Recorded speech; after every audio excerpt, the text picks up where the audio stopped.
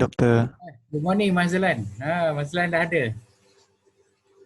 Kita pukul berapa? 10. Awal lagi Awal lagi. Okey, tak apa. Kita Hidayah ada, Wei, Feng Cheng dengan Mazlan. Since kita awal, mungkin ada Assalamualaikum dan selamat pagi. Mungkin discussion sikit lah atau apa-apa yang nak tanya berkaitan dengan RC. Tajuk kita yang lepas, kita pun baru masuk kepada foundation design. Foundation design selepas pada column design. If you have any questions ataupun ada masalah-masalah berkaitan dengan even column ataupun foundation yang ingin dibincangkan, Mazlan ataupun Hidayah dan juga Hui Feng Cheng, you have any questions berkaitan dengan past topics, foundation maybe? Ada?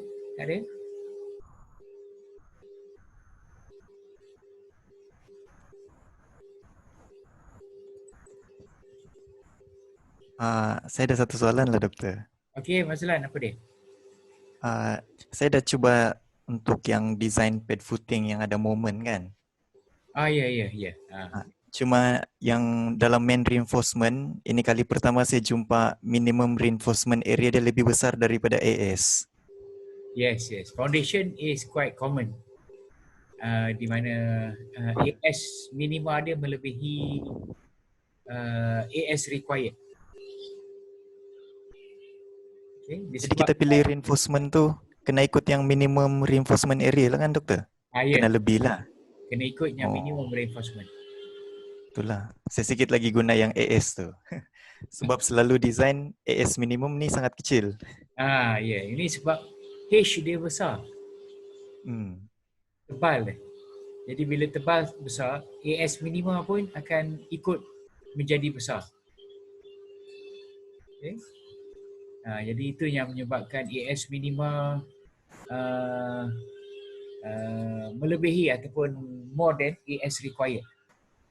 Satu lagi yang untuk slab design, kalau ingat masa RC1 dulu, AS minima juga banyak case yang melebihi AS required. Yang itu walaupun tak tebal, tapi oleh kerana moment kecil, AS dia kecil. Jadi bila semak dengan AS minima, selalunya AS minima melebihi AS required. So untuk foundation, saya tak ingat rumus yang digunakan untuk AS minima apa? Sekejap saya cek balik. 0.26 darab dengan FCPM bahagi FYK darab dengan BD. Ataupun satu lagi 0.0013 kan? 0.0013 BD. Okey, 0.0013 BD. Okey. So ini AS minima dia. Kita ada dua formula tu, kita ambil yang mana yang bigger of the two values kan. Okay. So satu nilai dia yang inilah. Cuma B dia, kalau kita guna B sebenarnya dalam contoh satu, example 1, yang ini kita gunakan 3 meter. Sebab foundation dia 3 meter. Kemudian D dia pun besar ni. 300 lebih ke 400 lebih. Okay. So oleh kerana itu maka AS minima yang melebihi AS required. Okay. So AS required ni berdasarkan kepada bending moment. Nilai yang ini is based on bending moment lah. Nilai M. Yang mana M tu diperolehi pada section yang critical. Okay. So biasanya AS required equals to M bahagi moment bagi 0.87 FYZ kan. So yang ni bersamaan dengan 0.87 bukan 0.87. Lepas tu M bagi 0.87 FYZ. Ini S, AS required. Okay. So ini berdasarkan kepada bending requirement, keperluan momennya. And this moment is obtained diperolehi pada keratan yang kritikal. Keratan yang kritikal foundation column intersection. Okay. Katakan ni kita punya foundation, and then kita ada column.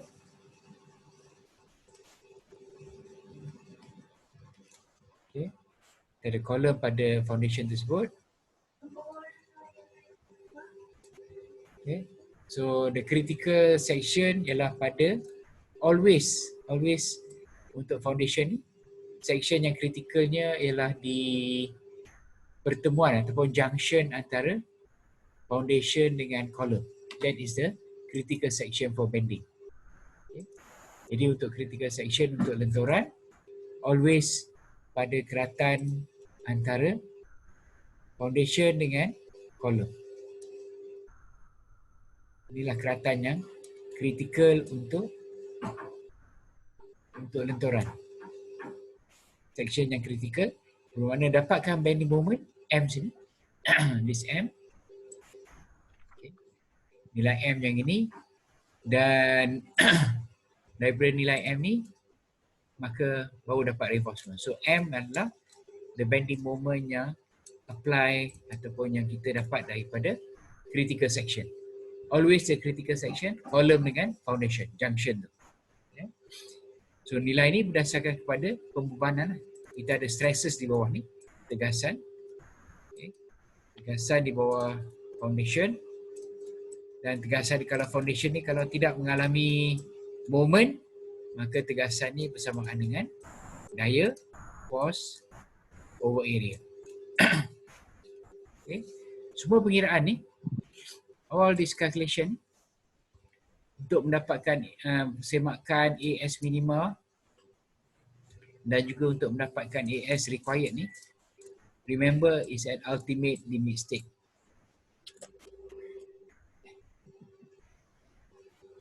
Is that ultimate limit state. Yeah? So bila ultimate limit state ni bermakna loading, okay? Loading yang kita gunakan ni mestilah pada had muktamad. Okay? And ultimate limit state 1.35 GK plus 1.5 QK. Okay? So pembebanan pada had muktamad ultimate limit state. Okay, sekejap. Okay.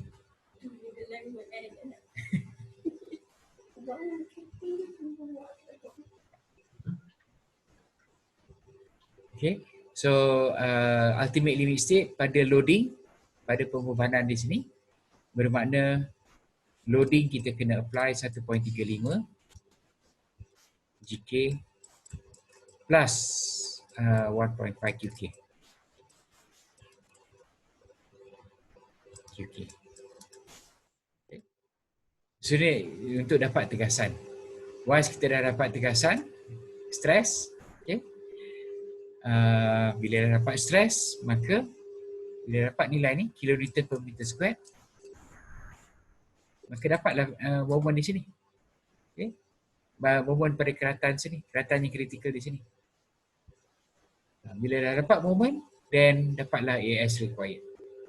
Cuma perlu bandingkan dengan AS minima. Macam Mazalan kata, bila dah buat design, bila disemak, AS minima yang lebih besar daripada AS required. So yang itu memang normal untuk foundation. Ingat balik masa slab design dulu pun sama juga. AS minima melebihi AS required disebabkan momennya kecil. Jadi AS required dia kecil. Sebab AS ni berdasarkan kepada moment. Okay? Depending pada nilai moment ni. So kalau moment dia kecil, macam untuk slab design, loading tak besar, okay? Moment kecil, maka AS required pun kecil. Sebab tu bila dibandingkan dengan AS minima, untuk slab dulu masa RC1, seringkali AS minima melebihi AS required. Dan kita gantikan gunakan reinforcement AS minima. So the same thing untuk foundation. The foundation bukan sebab moment kecil, tetapi disebabkan nilai B dan nilai D yang besar pada foundation menyebabkan AS minima ni bertambah. Required AS minima, AS minima yang perlu disediakan melebihi, jadi besar sebabkan nilai B dengan D. Foundation tu ukur dalam dia saja D dah berapa ratus kan? 300 lebih, 400 lebih. Kalau kita buat thickness of foundation tu 600, maka D pun bertambah. So AS minima tu dia berkadar terus dengan nilai D. The higher the value of D, maka AS minima akan increase. Sehingga always, bukan kata always lah, dalam kebanyakan case dia akan control AS melebihi AS required. Therefore kita provide reinforcement berdasarkan minimum AS, bukan berdasarkan moment tetapi berdasarkan required AS minimum. Okay. Okay, dah ada few more tapi kita belum start lagi sebenarnya. Cuma saya masuk awal sikit tadi. Nanti dekat-dekat pukul 11 saya akan keluar balik. Okay. Sebab kalau tidak masa kita sekejap je. Lepas tu dah nak kena, kan dah habis. Jadi before 11 ataupun just before 11 saya keluar sekejap. End the meeting, dan saya masuk balik dan kita start kita pergi kelas lah. So yang ini sekarang ni is more lebih kepada discussion. Tadi Mazlan dah started the ball rolling dengan membincangkan AS minima ni didapati melebihi AS required untuk foundation. Memang betul, condition will arise, akan berlaku di mana AS minima ni seringkali melebihi AS required disebabkan dua faktor ni, nilai B dengan nilai D yang berlaku pada foundation. Okay, especially nilai D. Walau nilai B ni boleh kita ambil per meter 1000 mm. Dalam contoh pertama dia tak ambil 1000, dia ambil 3000. Okay. So nilai D oleh kerana ketebalan dia 450 tak silap saya. So nilai D tu pun dah 400 maybe 400 mm. Okay. So because nilai B dengan D yang besar, maka AS minima pun menjadi besar. AS minima pun increase sehingga melebihi AS required. Then use AS minima. Yeah. Anyway, anything, ada lagi yang nak bincang pasal session ni? This session sebelum lecture is more of discussion lah. Perbincangan, kalau ada apa-apa yang nak share. Muzamil ada soalan? Macam dah ready nak tanya je tu.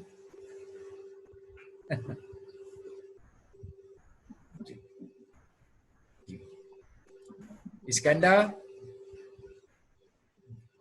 Ada Syahmi ke? pun dah ada. Ada satu lagi soalan. Ya. Nazlan. Untuk kolom design, Kolom. untuk projek lah kan. Bila saya design first floor untuk kolom, saya dapat dia sangat besar. Dia punya reinforcement yang untuk pas saya dapat 8H25 tambah dengan 6H20. Oh, first floor dia? Dia sangat, macam dia sangat besar. 8H20? 8H25. Besar sangat tu. Punya column dimension berapa? 300 by 400. 300 by 400. Ini daripada tapi bila design first to roof punya level lah. Belum lagi. Ke ground floor, yang design ground floor kan? First floor to ground floor, ya. Ground to first floor. Okay. Okay, basically column awak, okay, your column is something like okay, ini punya ni, okay. Ada first floor. Ni kolom tengah ke, kolom tepi ke, kolom corner? Kolom tengah. Oh, central column Okay. So bermakna ada 4 beam lah yang masuk dalam tu. Betul. Jadi 4 beam so you're designing sekarang ni, bila design kolom yang ini dalam projek lah ni dalam projek. Okay. Bila design kolom yang ni dapat sampai section dia 8H25. 8H25. Itu baru pas. Baru baru pas Okay. Column dimension lebih kurang macam ni. 300 by 400 300 by 400. Okay, ni 300 by 400. Ni column cross section. Okay, column cross section. 300 400. Perlukan daripada sini bila dah buat design 8H25. 8H25 campur 6H20. 6H20. Wah, ini macam bangunan besar-besar, macam bangunan tinggi ni. Padahal bangunan 2 tingkat je Okay, just to check. N dia berapa Mazlan guna? Dari paksi 1131. 611. 1131. Besar. Dari paksi dia? 1131. 1131 Betul. kilonewton Betul. Moment ni tak besar kot. Moment untuk yang atas. Okay. Siapa? Yang atas Z-axis dia 50.3569. 50 lah. 50 Yang bawah? Negatif 76.72. Oh, okay. So sekarang ni sini 50 atas, bawah 76 lebih kurang Ada satu lagi kan untuk Y. Ini moment Z kan? Ini moment Z 50 dengan 76. Okay, tak apa, kita tengok yang ni dulu. Bila 76 dengan 50, the bigger value ni, nilai yang besar, diambil sebagai positif. Tak kira sama ada sebelah atas ataupun sebelah bawah. So 50 ni menjadi M01. Okay, M01. Yang ini menjadi M02. M02 sentiasa nilai yang terbesar di antara dua ni. The bigger of the two values ni, antara dua nilai ni, yang mana yang terbesar diambil sebagai M02 dan sentiasa positif. Always assume to be positive. M01 negatif. So ini moment terhadap paksi Z. Kalau moment terhadap paksi Y dapat berapa Mazlan? Yang satu 215. 200. Yang atas ke bawah? Atas. Okey, 215 dengan yang bawah. Bottom negatif 152. Okey. 215 positif dengan bawah negatif 152. Okay. So yang ini, the bigger value is taken as positive, M02. Okay. Terhadap paksi Y, yang ini M01 terhadap paksi Y. Yang tadi ni, M02 terhadap paksi Z. Okay. About the Z axis. Yang ini pun M01 terhadap paksi Z. Nilai dia yang 50 ni. Okay. Yang M02 terhadap paksi Y sekarang ni 215, 215. Nilai bawah ni 152.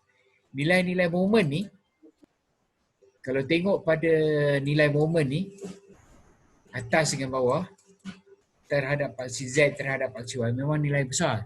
So it is biaxial bending Betul. Bila biaxial bending, nilai moment ni, cuma saya kena mungkin Mazlan kena semak balik, nilai the value ni agak besar. Jarang betul. saya jumpa moment yang sampai 3 digit. usually it is 2 digit punya bending moment untuk column. Tambah-tambah lagi, kalau column tersebut macam Mazlan kata is a central column, okay, column yang tengah-tengah, plan view dia, ni plan view dia yang ni, dan kita ada beam, okay, sebelah sini ada beam, okay, and then sebelah sini pun ada beam, okay, sebelah sini pun ada beam, sebelah sini pun ada beam. So bila ada 4 beam macam ni, lazimnya nilai moment dia tak sebesar macam ni, because nak dapatkan moment dia, okay, dalam arah Z ataupun dalam arah Y, kita punya schematic dia untuk subframe dia, okay, subframe dia. Untuk arah Z macam ni, arah Y pun sama, sebab kita punya kolom tu dia ada 2 rasuk kiri kanan arah Z, 2 rasuk kiri kanan arah Y. Okay. So kalau tengok balik pada cross section yang ni, paksi Z dia would be yang inilah, membagi 2 sisi panjang. Yang ini sebagai paksi Z, Z, dan paksi Y membagi 2 sisi yang pendek. So ini will be paksi Y. Paksi Y. Kalau lihat pada kita punya orientation macam ni lah, if this is our orientation, dan Z dengan Y ni. So terhadap paksi Z, okay, terhadap paksi Z, moment dia, MZ ni, MZ dia yang ni. Ini MZ kita. Dan moment MY adalah moment yang ni. Ini direction MY. MY. Yang menghasilkan MY ni rasuk yang ni, this beam. 2 rasuk ni menyebabkan moment MY, manakala 2 rasuk yang ini, okay, beam yang ini, 2 beam sini, dan juga beam rasuk yang ini yang menghasilkan MZ. So 2 rasuk yang ini, okay. Jadi kalaulah saya tengok tadi, saya nak tentukan moment terhadap Z saya, okay. Let's say I want to determine MZ dia. MZ, berapa nilai MZ? Maka inilah rasuk dia, rasuk yang merah tadi tu. Okay. Rasuk yang belorik merah tu. Rasuk yang belorik merah ni. Okay. Yang ni 2 beam ni, sebab saya nak MZ. Jadi 2 rasuknya sebelah sini yang menghasilkan MZ. Okay. So bila kita ada macam ni, punya subframe, dan kita apply loading dia, loading katalah untuk dapatkan MZ paling besar, satu maksimum, okay, satu lagi minimum.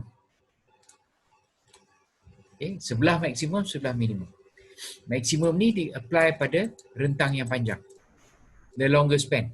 Bermakna tengok sini, antara dua rentang ni, okay, 2 rentang ni, 2 rasuk ni, rasuk L1, rasuk L2. Kalau L1 lagi besar, maka maksimum di sini, minimum di sini. Kalau L2 lagi besar, maksimum di sini, minimum di sini. Okay. So bergantung pada rentang L1 dengan L2 ni untuk mendapatkan maksimum. Dan bila kita dah buat analisis ni, usually bending moment dia is tak berapa, orang kata besar sangat nilai dia. Yeah.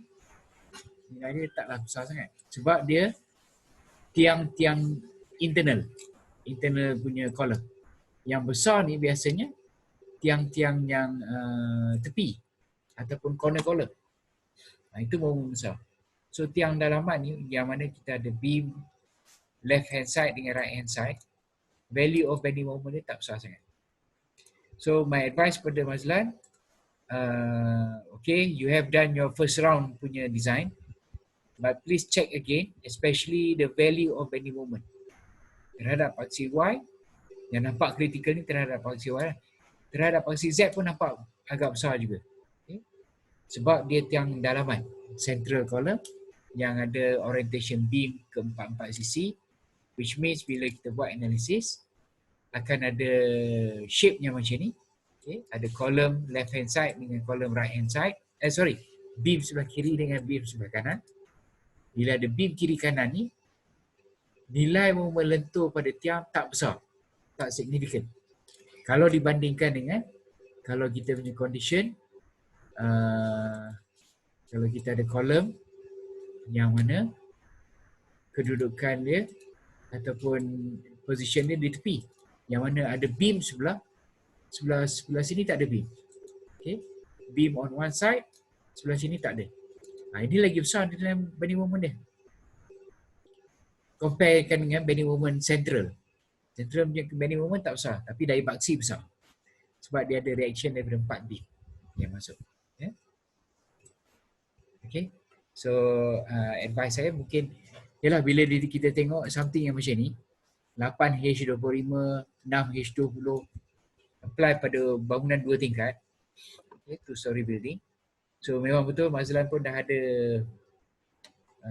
feeling yang tak berapa kena. Okay. The amount of reinforcement dengan condition 2-story building, something not right still. Okay. So based on that, maka please recheck balik, okay, tengok balik the bending moment yang berlaku pada top dengan bottom ni, pada rentang Z dan juga rentang Y, terhadap satah Z dan juga terhadap satah Y. Okay. Because tengok pada nilai ni memang nampak besar, mungkin ada yang tak apa kena so. Biasanya kalau tiang yang macam ni, yang mana ada rasuk kiri kanan, di mana tiang tu adalah tiang central column, bending moment is not as big as condition yang macam ni. Condition yang ini lebih kritikal bending moment dia. Yang ini adalah bending moment yang will be much bigger nilai dia. Okay. Yang ini bermakna nilai moment lentur ni, okay, nilai yang sebelah sini dengan sebelah sini ni lazimnya lebih besar daripada nilai moment pada tiang tengah. Okay. Okey, Mas Lan, boleh? Okay, doktor. Alright, good. Anybody? Doktor. Yes, yes. Nak tanya satu soalan saya. Kalau saya punya case juga macam ini, dia internal. Okay. Tapi dia punya moment juga sampai 3 digit sebab dia left hand side. Dia ialah koridor. Dan koridor itu ialah one way. Okay. Dan dia punya left hand side dia itu ialah LX. So dia punya sana punya moment sangat sana punya load sangat kecil. Tapi right hand side punya ialah seminar room. So dia memang akan maknanya sebelah kanan ni supporting slab, two-way slab, for example. Sebelah sini cuma koridor saja. One-way slab. One way slab. Jadi loading dia tak besar lah. Jadi bila buat perbandingan, buat semakan, dapat sehingga 3 digit juga. Betul. Dia macam betul, ya. Itu. Saya buat moment dia besar lah. Macam itu. Terhadap kedua-dua direction, Z dengan Y ya. Satu direction besar saja. Satu lagi satu dia kiri dengan kanan lebih kurang balance. Dia punya jadi moment tak besar Okay, kalau memang macam itu, then moment dia besar lah. Maknanya betul lah dapat moment yang besar. Tapi dari paksi dia mungkin tak besar kan? Dari paksi berapa? Paksi? Axial force. Juga 1000 lebih juga? Lebih kurang. Lebih kurang macam tu jugalah. So awak pun dapat something yang macam ni ke? Dimension reinforcement. Saya belum masuk sana. Saya dapat itu moment sampai 3 digit saja. Okay. Yang ini saya lupa nak bagi tahu Mas Lan. Always bila kita dah dapat ni, check dengan AS maximum. AS maximum yang untuk kolom. Dia ada maksimum dia. 6% ke 4% saya tak ingat. Of cross section. Ya. Kalau melebihi tu makna tak boleh guna ni. Okay. Dia terlalu congested. There is not enough space for the column to support banyak sangat reinforcement. Ya. Bermakna kena review dan besarkan dimension. Itu contoh dia lah. increase the dimension of the column. Contoh dia. Sebagai maximum reinforcement yang dibenarkan. Okay. So Yap pun dapat something yang macam ni, nilai moment yang besar. Okay. So sampai 3 digit, 3 angka juga. Walaupun tiang tu tiang internal ataupun central, yang mana ada beam pada keempat sisi ni, ada beam, dapat juga moment yang sampai 3 digit ataupun 3 angka. Disebabkan perbezaan beban yang ketara. Okay. Beban sebelah kiri katanya very small, okay, sebab menanggung cuma mungkin self weight je lah, sebab one way slab sebelah sini, koridor. Okay. Jadi beban tu tak diagihkan kepada sisi pendek, diagihkan kepada sisi panjang. Okay. So yang ini beban sangat kecil, sebelah kanan ni beban besar, normal slab, sebelah kiri hanya koridor. Jadi bila dibuat design analysis, semakan tu didapati beza dia very big dan menghasilkan moment yang besar sehingga 3 digit. So it seems pagi ni kita dah tengok bahawa it is possible, macam Mazlan punya case pun possible to have bending moment yang besar ni walaupun tiang dalaman. Okay. Sekiranya pembebanan pada rentang kiri kanan ni memang ketara besar beza dia. Okay. Kalau loading sebelah kiri dengan loading sebelah kanan tu very obvious, the difference is very large, then there is a possibility bending moment pada kolom pun menjadi besar. Okay, itu satu yang kita observe lah pada this morning discussion. Okay, ada apa-apa lagi soalan? Ya. Sebenarnya saya nak tanya soalan tapi tinggal 7 minit je. Saya nak lukis sebenarnya kat dalam ni. Okay, lukiskan. Kejap boleh buat yang whiteboard baru tak? Okay, sekejap. Okay, new page. Kejap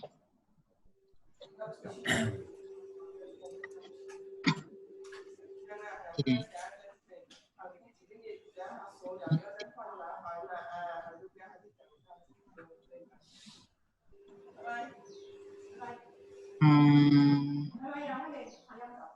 Beam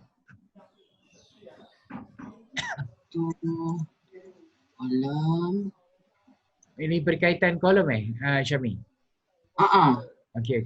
Yang ni saya dah nak masuk kolom punya analisis. Okay, lepas tu saya tak berapa pandai lah. apa perasaan ni?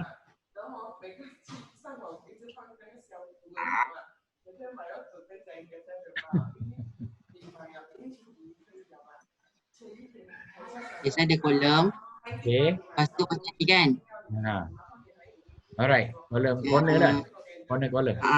Kolom. Yang ini secondary beam. Lepas tu dekat sini dia ada kolom lagi lah kan. Okay.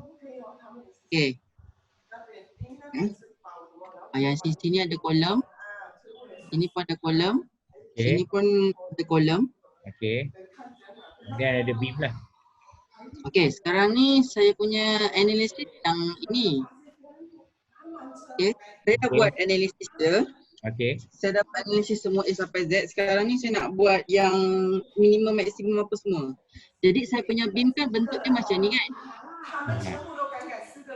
Macam ni kan. So maksudnya nanti dekat yang sini akan jadi minor, betul tak? YY. Itu paksi minor, betul? Betul. Lepas tu yang ini akan major kan? Ya, betul. Okay. Lepas tu nanti bila saya nak analisis dia punya kolom, Okay. nanti kan sini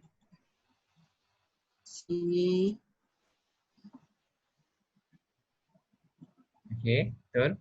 okay. Beban yang saya tak kena buat ni maksimum ke minimum untuk major Major axis bending bermakna lenturan dia in this direction lah. Yes. Okay. So yang ini MZ, major axis, sebab kita ni kita paksi utama. Okay, bila tengok pada major axis, rasuk yang menyebabkan bending MZ ni adalah rasuk yang ini. Oh, Rasuk ni. Rasuk yang ini, yang beam yang sebelah sini ni, yang ini menyebabkan bending MY. Okay. Ini paksi Y. Dia menyebabkan bending yang ni, MY. So MY ni relate kepada rasuk yang sebelah sini. MZ, okay. MZ yang ini. MZ ni yang ni MY. MZ dia yang sebelah sini, MZ. Okay. So MZ ni relate kepada beam yang sebelah sini. So bermakna kalau tengok sini major axis bending, katalah saya katakan beam sini beam A, okay. Yang ini beam B. Okay. Jadi kalau nak tengok terhadap major axis, maka yang ini adalah rasuk A. Rasuk yang ini adalah rasuk A. Loading, apply maximum. Sebab satu span aja. Always apply. Bila satu rentang, apply terus loading dia, loading maksimum. Cuma bila ada dua rentang yang kita tengok tadi, bila ada dua rentang, kiri kanan, then kita apply satu maksimum, satu minimum. Maksimum pada rentang panjang, minimum pada rentang pendek. Kalau sekiranya ada dua span. Tapi kalau ada satu span saja, always apply terus maksimum sahaja. Satu load case sahaja. So dalam case ni, kalau Syami punya case untuk tiang di sini, okay, kolom sini, untuk MZ, major axis, rasuk yang dipertimbangkan adalah rasuk A, moment MZ, so maksimum pada sini. Yang hasil daripada analisis ni dapat MZ. Kalau terhadap minor, okay, terhadap minor, kena tengok rasuk yang ini. Rasuk B. Okay. So terhadap minor, then you have your subframe. Macam ni. Tapi rasuk ni adalah rasuk B. Ini untuk minor axis. Minor axis punya analysis. Untuk moment, supaya moment yang kita dapat tu adalah moment yang kita hasilkan sini, dapat daripada analisis ni. Yang ini adalah MZ. MY. Semua ni adalah nilai MY. Akibat rasuk B. Dan rasuk B ni pula ada loading. Loading dia ada point load. Kan? Loading ada point load dekat sini. Okay. So bila apply maximum load, bermakna maksimum ni pada point load 1.35 GK plus 1.5 QK pada UDL sama. Dua-dua ni maksimum. 1.35 GK pada 1.35 GK plus 1.5 QK pada point load dan juga pada beban teragih segaya. Dan point load datangnya daripada direction daripada beam sini lah. Beam ni. This beam dapatkan loading pada rasuk sini. Jadi separuh loading tu pergi ke sebelah sini, separuh pergi ke sebelah sini. Assume beam tu sebagai simply sampaikan.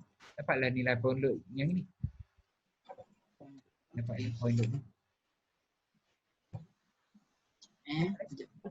Saya nak screenshot.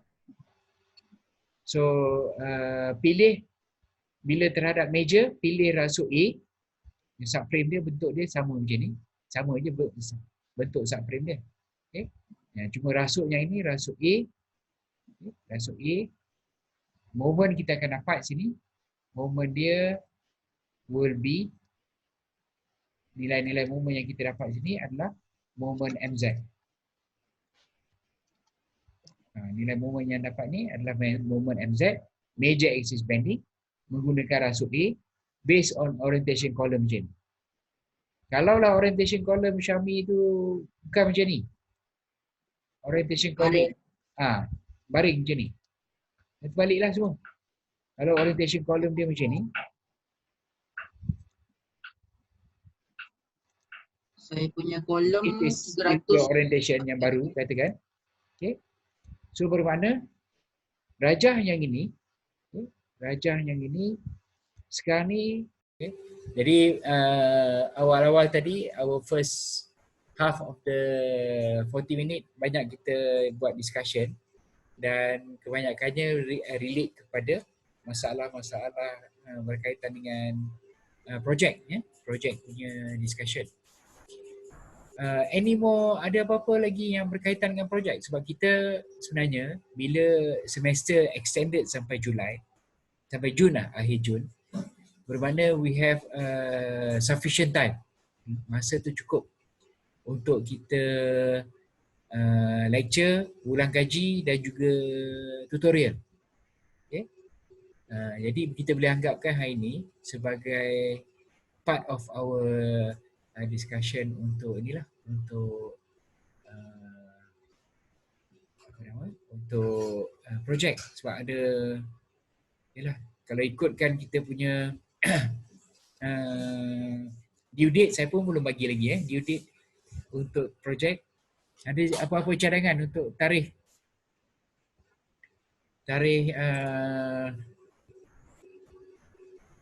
untuk submission projek?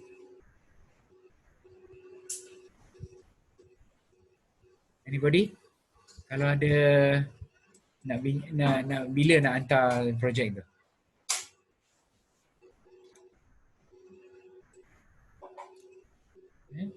Bulan 6 lah sir. Bulan 6 lah. Bulan 6 dia ke? Kan ni dah bulan 5 kan? Baru masuk bulan 5. Kita punya lecture will run until end of June. Early July tu dah start final exam. So kalau boleh kerja-kerja assignment ni kita siapkan sebelum kita masuk pada exam. Which means target dia is something like end, macam Mazlan kata tadi, cadangkan end of June. End of June berapa bulan tu yang dicadangkan? Anybody? Mei, Jun. 30 Jun. Ya? 30 Jun. 30 Jun hari Selasa. Bolehlah. Raya bila? Oh, 24 Mei. Sebab exam start 5 hari bulan kan? Julai. Lecture sampai 3 Jun kan? Sampai 2 Jun. Hari Khamis. 2 Julai hari Khamis. Lecture. Okay. So bolehlah 30 Jun. Ya. So 30 Jun kita hari ni kita cadangkan. Okay. Saya cadangkan ni Mazlan cadangkan end of June, jadi kita take up 30 Jun sebagai tarikh akhir untuk submission of your report. Okay. Nampak macam jauh lagi kan? Tapi sekejap je. Ya? Ini puasa pun dah hantar kopi ini puasa pun dah hari ke berapa dah ni kita puasa? Puasa yang ke-11. Dah 11 dah. Dah habis 1/3 dah habis dah. Sekejap je. Tak sedar pun. Ya? Semalam buka puasa makan apa Syami? Makan murtabak daging cheese. Oh. Buat sendiri ke beli? Kita order. Of course lah beli. Delivery Ada delivery murtabak? Tempat saya ni dia ada tempat ada grup yang kawasan rumah ni, lepas tu ada orang beli-beli kat dalam ni. Oh, memang ada orang berniaga dekat situ lah, tak payah pergi jauh. Ada? Oh, okey lah tu. Murtabak cheese favorite saya tu. Okey lah. Baru pukul 11 lebih lah. Ya. Ada soalan tambahan? Okey, boleh. Kita bincang pasal okey. projek. Tadi kan saya dah lukis yang kolom tadi, kedudukan saya punya kolom tu. Okay, so maksudnya major kita memang kita akan apply maximum load, dengan minor pun dekat point load dengan UDL pun akan apply maximum load. Ya, betul. Kalau kita subframe ni, kalau bentuk subframe kita unbalanced lah. Kita katakan unbalanced. Bermakna kita ada beam sebelah saja. Okay. Yang berkait dengan tiang-tiang corner dan juga tiang tepi. Okay. So tiga bermakna ada tiang atas, tiang bawah dengan rasuk sebelah je. Maka kalau kes begini, always apply maximum loading pada beam. Always, sentiasa. Sama ada UDL sahaja ataupun ada point load juga dalam sini. Jadi semua ni apply maximum. Maximum meaning 1.35 GK, okay, 1.35 GK plus 1.5 GK. Okay, so yang ini memang kalau sebelah saja, loading sebelah saja, then application dia always apply maximum load. Okay, maximum load. So kedudukan yang ini ialah pada macam kita tengok example macam Syami tadi. Okay. Contohnya kalau tiang tu tiang tepi. Corner column. Corner column yang mana ada beam on one side, ada beam on one side. Jadi dalam kedua-dua direction kita akan dapat subframe yang macam ni. In both direction. Okay. Sebab terhadap paksi Z ataupun terhadap paksi Y, kalau macam ni lah kedudukannya. Then my major axis will be di sini, Z. Okay. Z. Minor axis yang ini, Y. Okay. Lenturan terhadap major axis is something macam ni, MZ. Okay. Dan MZ ni diakibatkan oleh rasuk ini. Manakala lenturan terhadap paksi kedua, katalah saya buat sini MY. Okay. Bending about minor axis, MY. MY is due to bending caused by rasuk ini. So rajah dia masih sama macam ni. Cuma ada masa kita gunakan rasuk yang pink, ada masa kita gunakan rasuk yang warna biru. Okay. Kalau kita nak moment terhadap paksi Z about major axis paksi Z, maka consider beam yang ini. Rajah dia masih sama. Okay. Rajah masih sama bermaksud kolom atas bawah dengan beam sebelah kanan. Only on one side. Kalau kita nak dapatkan moment MY pun rajah dia macam ni. Okay. Tapi kalau katakan our kolom yang dipilih tu, kolom yang saya pilih tu masih macam ni, orientation dia masih sama. Tapi kedudukan dia ialah pada tepi. I have beam, okay. Ada beam dan ada beam. Ini perimeter kolom. Kolom tepi, bukan kolom sudut, tapi kolom tepi. So dalam kes yang ini, okay, paksi masih sama. Yang ini paksi Y. Okay. Ini paksi Z. This is my orientation Z. Yang ini paksi Y. Okay. Yang menyebabkan MZ adalah rasuk yang ini. This beam is causing MZ. Manakala yang menyebabkan MY, okay. MY sekarang ni disebabkan oleh rasuk dua ni. Okay. So ini MY. Yang ini tadi MZ. Ini tadi MZ. Okay.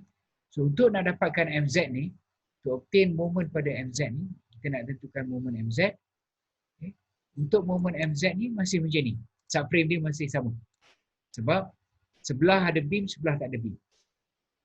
Tapi untuk subframe nak dapatkan moment MY ni, nak dapatkan moment MY sebab sekarang ni moment MY ni akibat beam left hand side dengan right hand side. Maka subframe untuk MY sekarang ni dah jadi subframe yang macam ni shape dia. Bentuk dia something yang macam ni. Okay. Ada beam sebelah kiri, sebelah kanan. Okay. Kita ada beam left hand side dengan right hand side. So bila kita tengok subframe dia macam ni shape dia. Bermakna loading sekarang ni susunan beban, yang ini yang saya sebutkan tadi.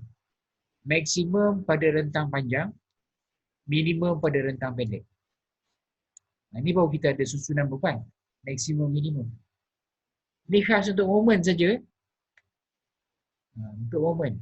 Untuk daya paksi maksimum lah, axial force. Dan ini maksimum axial force. Susunan beban ni tak sama antara nak dapatkan maximum moment, kalau kita nak dapatkan maximum moment, nak dapatkan daya paksi maksima, the load arrangement is different. Load arrangement ni lain. Nak dapat moment maksimum yang kita bincangkan yang ni. Okay. To get maximum moment, maka susunan beban is one side is maximum loading pada beam, sebelah lagi minimum loading pada beam. Barulah kita dapat maksimum yang paling besar, moment pada tiang. Yang ini ialah untuk mendapatkan MY. MY ni. Nak dapatkan MY ni. Nak dapatkan nilai MY ni, moment ni, maka subframe yang kita gunakan, subframe yang ini. This is the subframe. Yang ini untuk subframe yang digunakan untuk mendapatkan MZ. Okay. So, tapi be caution lah, caution. Ini all of this is based pada orientation column macam ni. Kalau lah saya tukar orientation column ni, macam ni pula. My new orientation column is something macam ni. Buka pula orientation column dia jadi macam ni. Yang ni dia macam ni. Jadi bermakna paksi Z bukan lagi yang ini. Paksi Z dah tukar jadi sini. Ini MY dah tukar jadi MZ. Sebab sekarang ni Y dah tukar jadi Z. Paksi Z di sini. Paksi Y di sini. Paksi dia berubah. So MY sekarang ni is actually MZ. MZ bertukar jadi MY. Jadi nak dapatkan MZ sini, MY dah tukar jadi MZ. Nak dapatkan MZ, kena tengok sini. Nak dapatkan MY, sebab Z dah jadi MY, MZ jadi MY. Yang ini untuk dapatkan MY. Yang ini untuk dapatkan MZ. Orientation column yang hitam. Kalau orientation column yang putih ni, yang ini untuk dapatkan MZ, yang ini untuk dapatkan MY. Okay. So, it depends pada your orientation masa project tu. Macam mana orientation column yang dipilih. Sama ada orientation column yang something macam ni, ataupun orientation column yang macam ni, dia akan mempengaruhi our subframe. Okay, subframe dia. Subframe mana, rasuk yang mana, sebab tu daripada dulu, sebab masa staircase, masa kolom sempat face to face tak? Lecture.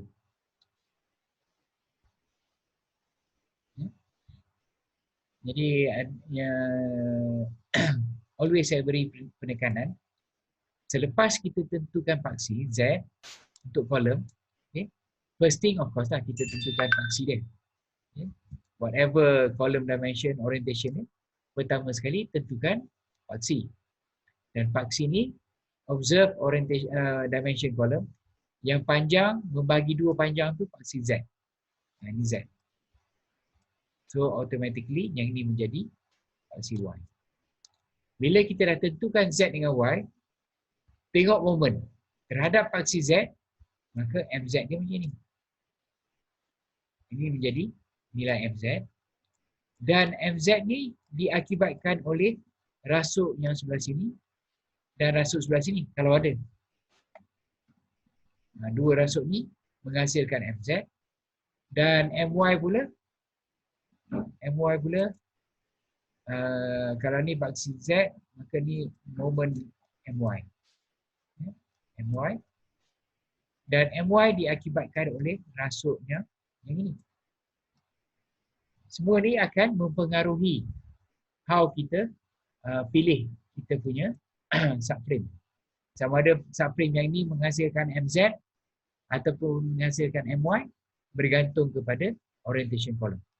Sama ada kita gunakan subframe ni untuk mendapatkan MY ataupun MZ bergantung kepada orientation column. Okay. Sebab orientation column akan mengubah paksi akan mengikut orientation column.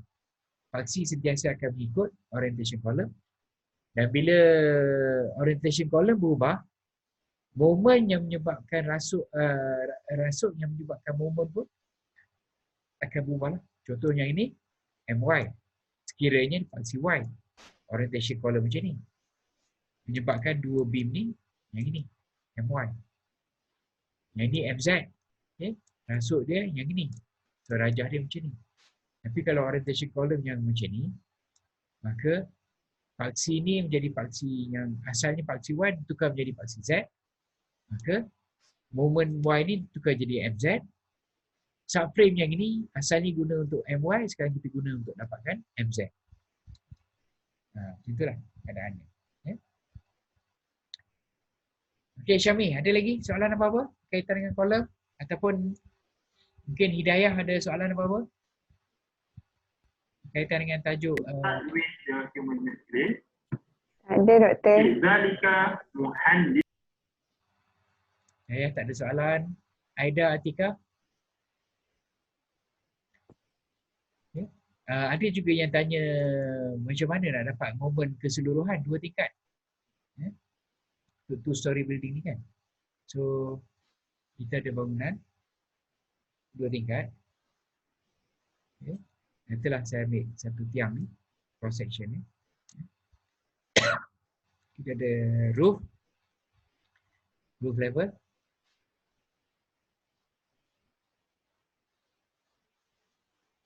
Okay. Kemudian first floor, ground floor.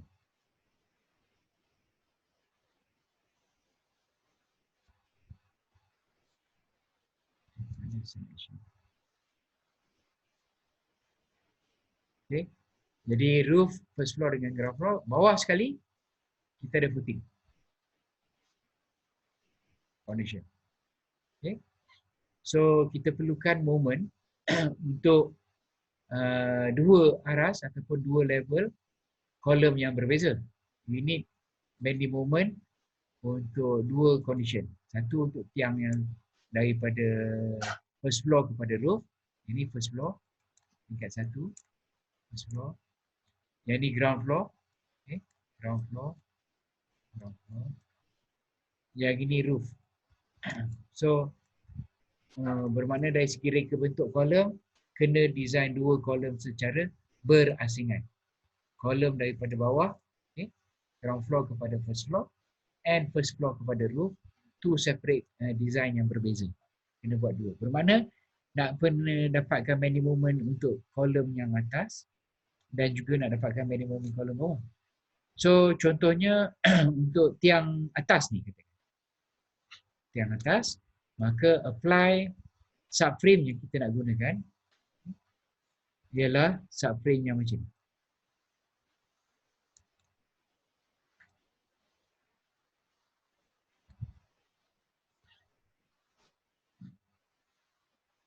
Ini subframe yang digunakan untuk roof level, aras bumbung. Daripada sini kita akan dapat bending moment. Okay. Kita akan dapat bending moment. Katalah kita dapat bending moment macam ni. Bila buat analisis, nilai ni kita dapat. Nilai bawah ni separuh kita ambil. Separuh. So katakan sini, katalah 25. Maka nilai di bawah ni diambil separuh. 13 lah lebih kurang. 12.5 kilonewton-meter. Ini terhadap satu paksi je lah. Tengok. Bagaimana kalau buat 2 paksi kena ulang 2 kali. So ini terhadap satu paksi. It can be either MZ ataupun MY. Contoh yang kita tengok. So ini subframe yang mewakili ground first to second. Okay. Ini roughly kita punya first floor dan yang ini kita punya roof. Okay. First floor dengan roof. Jadi bermakna dari bila buat analisis ini, pada first floor pun kita dapat nilai dia 13, which is half the value.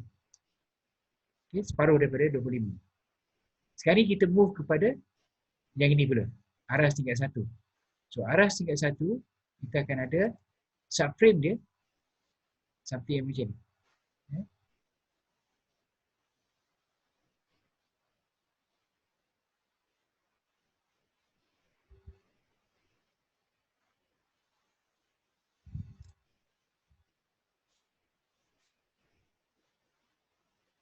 Ini untuk first floor punya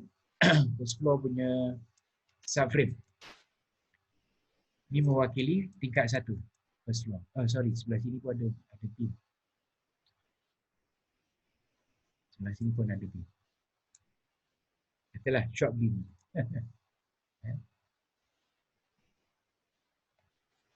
So ini mewakili first floor punya level. Buat analisis, kita dapat bending moment. Okay? Bending moment yang kita dapat ni ialah pada tingkat 1 ni akan ada 2 nilai. Satu sebelah atas ni. Katalah saya dapat sini 37 km/meter. Sebelah sini sebelah sini saya dapat 30 km/meter. So 30 bawa separuh, sini jadi 15. Okay. 37 bawa separuh, berapa dapat? 15, 16, 17, 18, 19, berapa? 7 bagi 2, 3.5, 35, make 18.5. 19. 19 lah 16 km/meter. Okay. Now, kita tengok yang ini. Okay. Ini pada roof level ni. Okay. Roof level ada 2 nilai. Satu 25, satu 15. Level yang sama, the same point, tapi ada 2 bending moment.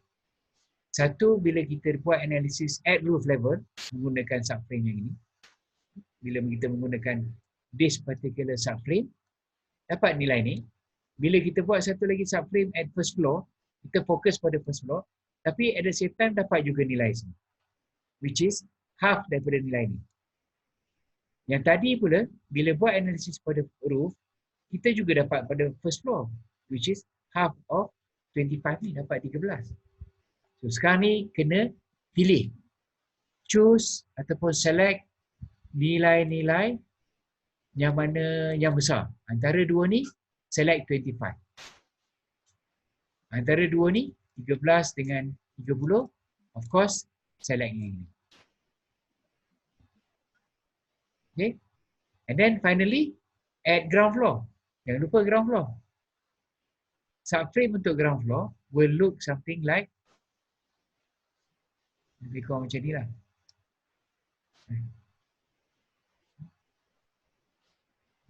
Dia punya subframe dia. Foundation level. Kemudian ada beam kiri kanan. Okay. Tapi macam ni. Ni at ground level. Ground level dengan anggapan ground slab is suspended ground slab. Mana ground slab ni disokong oleh ground beam. Bukanlah disokong oleh tanah tapi supported by beam.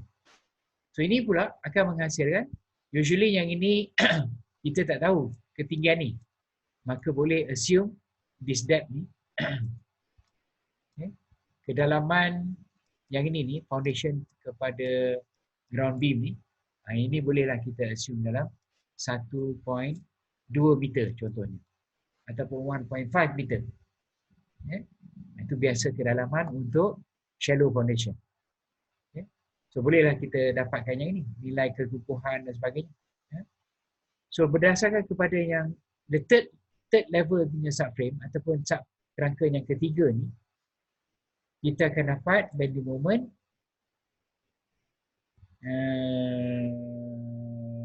yang mana ni? Pakai warna ni pula. Okay. Kita akan dapat bending moment yang sini pula. Ground floor. Okay. Ini ground floor. Ini ground floor kepada first floor.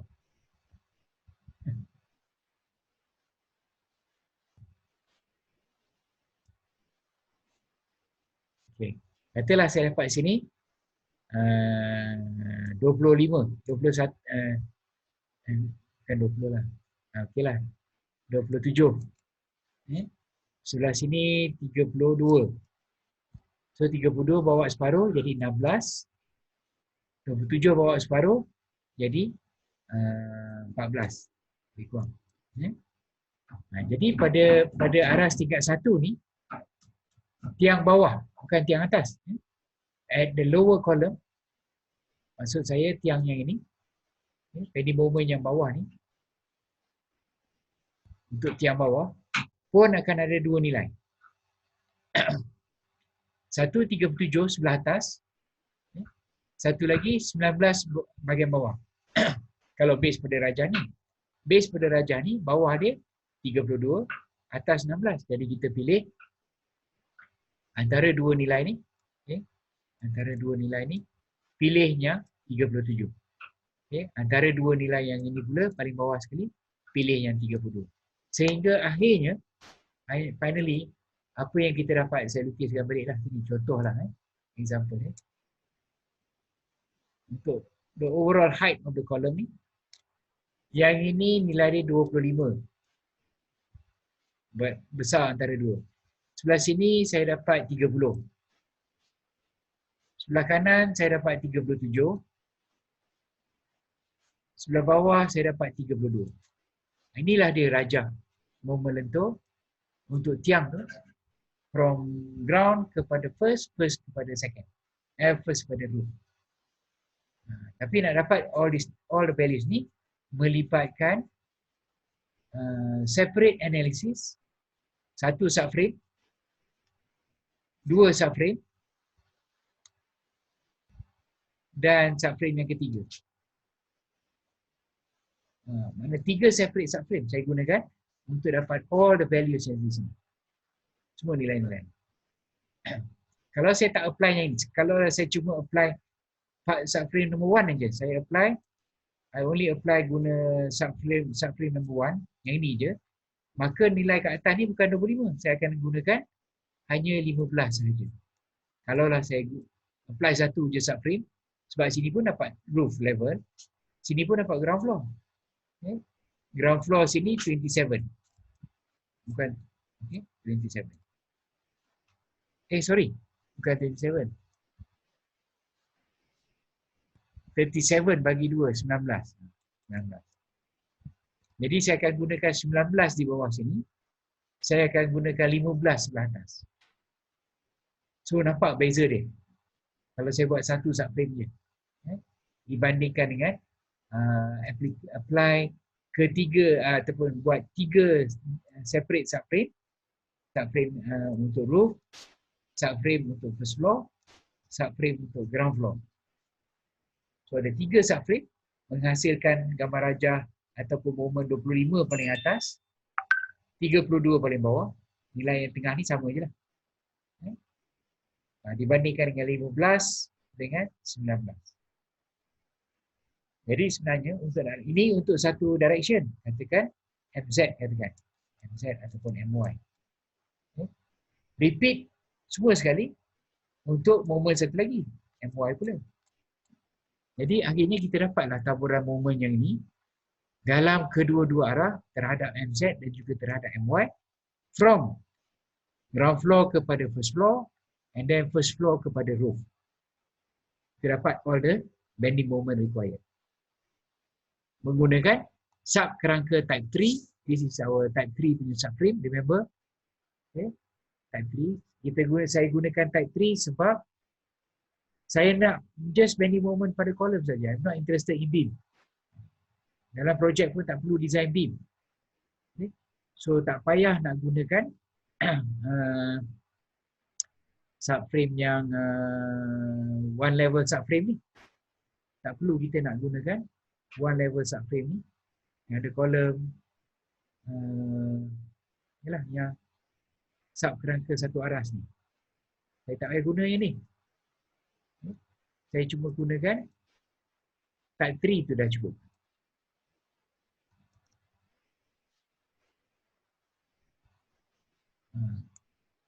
Jadi I don't need to use this subframe. Tak payah guna subframe yang ni. Hanya concentrate menggunakan subframe ini type 1. Tapi tak payah guna yang ni. Sebab yang type 1 ni bagus kiranya kita nak both bending moment beam dan juga column. Kan? Macam ujian yang baru lepas ni, kan? Dia tapi digunakan continuous method, bending moment beam. So yang ini subframe type 3. Specifically saya nak bending moment column aja. So untuk projek gunakan yang ini terus, subframe type 3 ni. Untuk dapatkan bending moment khas untuk tiang saja. Sebab bending moment beam, I'm not interested. Sebab tak payah design beam. Dalam projek tak payah design. Mereka bentuk tangga, tiang, foundation. 3 je. Tiang pun seorang satu je. Foundation, kalau dah pilih kolom yang ini, design foundation di bawah kolom yang telah dibuat mereka bentuk. Jadi daya-daya paksi yang daripada sini dapat ataupun pindahkan kepada foundation.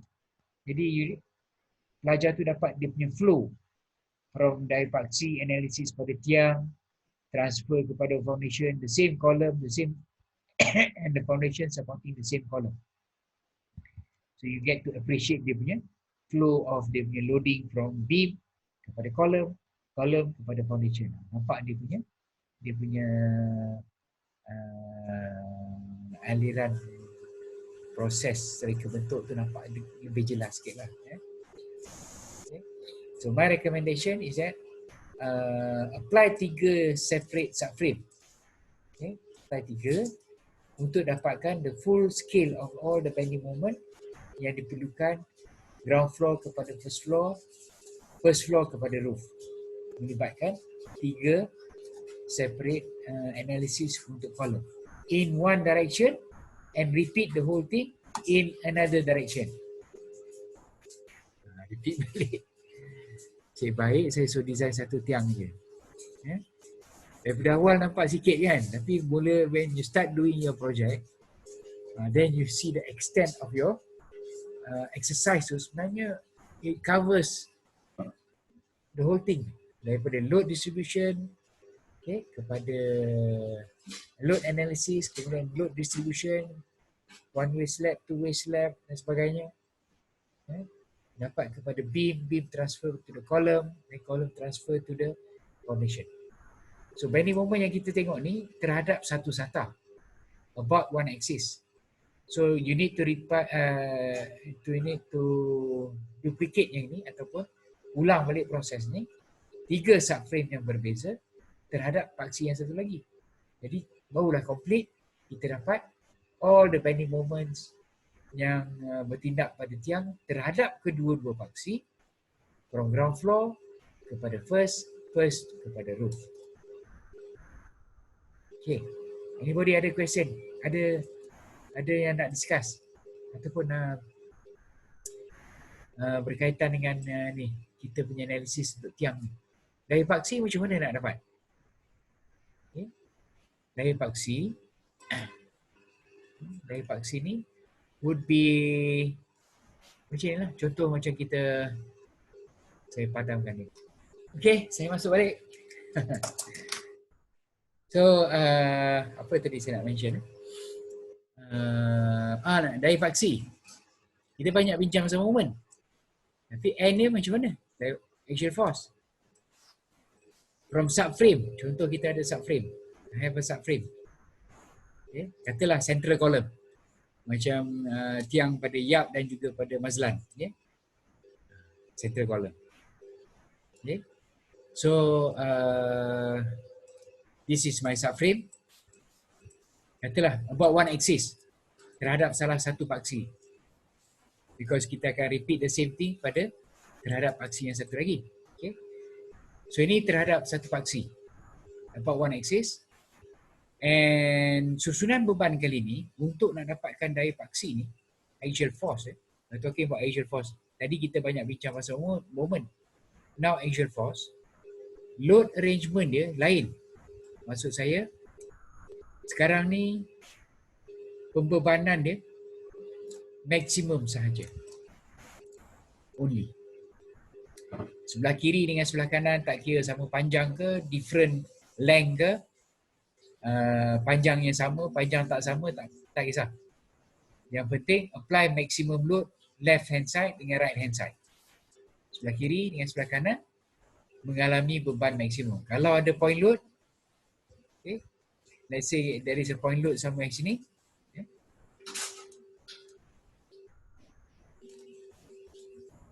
Ada point load pula kat sini. Point load ni pun maksimum. Okay. Even the point load is maximum loading.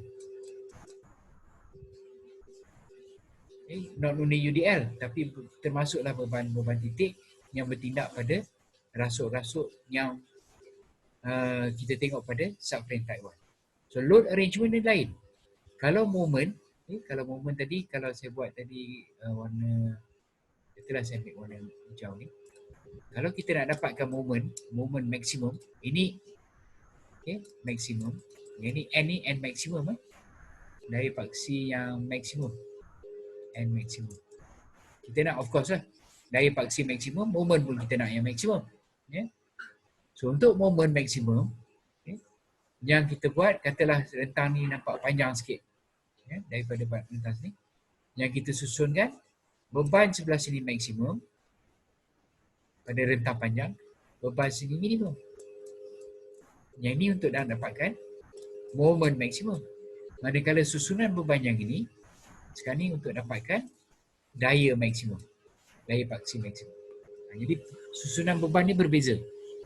It depends. If you want to obtain axial force, loading maksimum.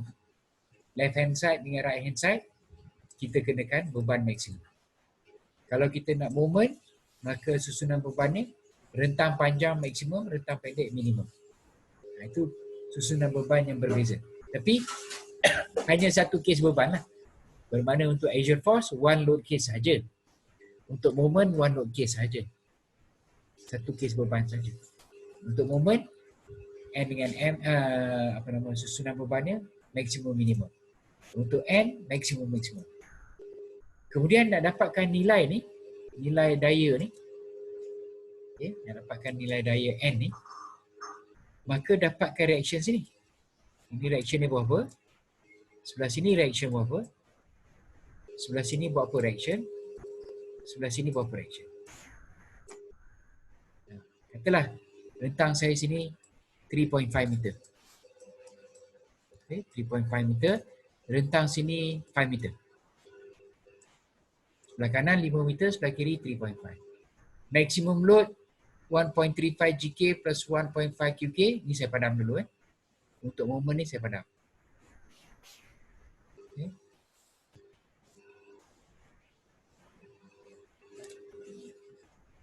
Yang ni pun padam. Maximum load. Katakan maximum load ni saya dah dapat 1.35 GK plus 1.5 QK around katalah 25. Tak cukup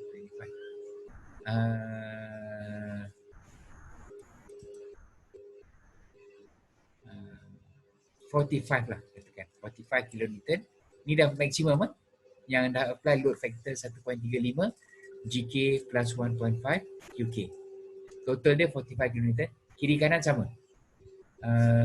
Yang ini pula saya dapat maksimum load dia katalah 75 kN.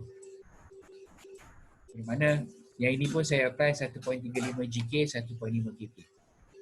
Dan loading yang ini pula berlaku betul-betul center. Tu tak center lah, kita bagi problem sikit. Tak center. 3.5 meter. Sekejap je, dah habis. Second part kita. Second half. So sekarang kita masuk third half. Third section, first 40 minit dah habis, second 40 minit dah habis. Sekarang kita masuk kepada the third 40 minit. 40 minit yang ketiga. Saya share balik screen.